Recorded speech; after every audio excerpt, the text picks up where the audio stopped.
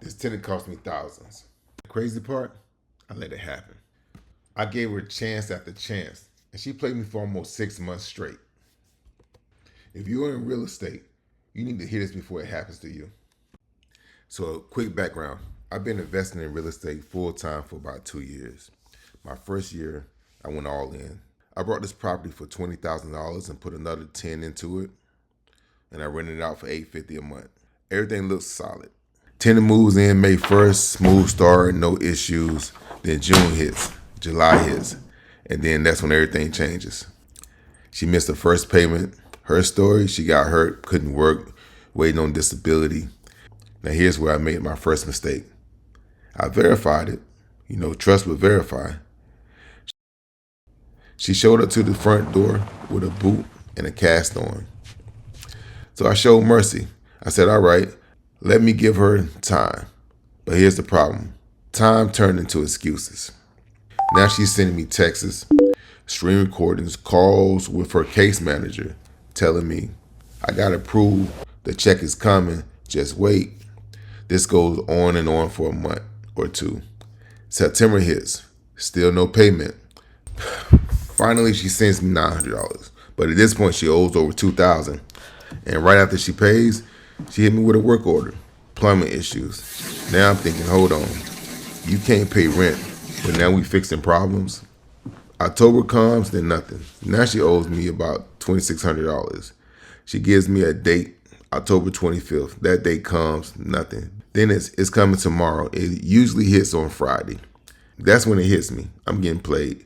Not confused, not unlucky, just played. So I did something important. I removed myself emotionally. I handed everything over to my property manager because I already knew my heart was costing me money. Cash for keys, right?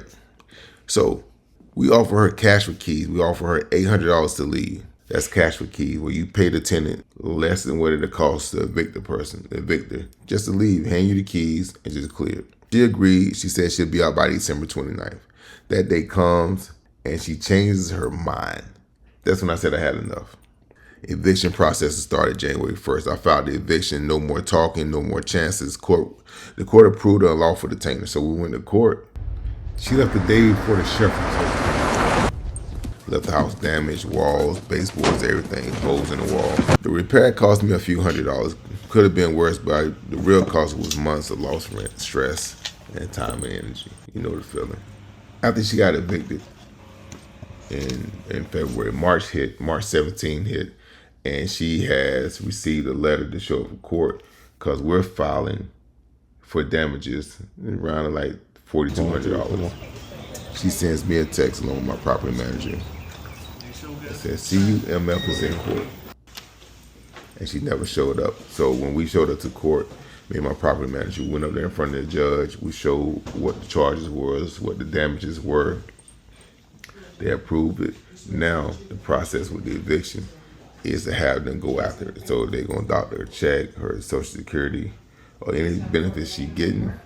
They'll file a lien against her, and we'll collect the money. Here's the lesson. This wasn't a tenant problem.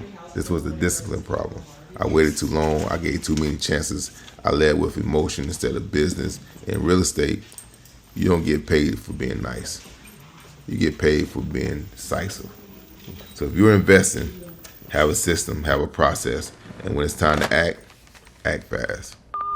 If you like stories like this, hit the like button. Make sure you subscribe to the channel for real estate stories.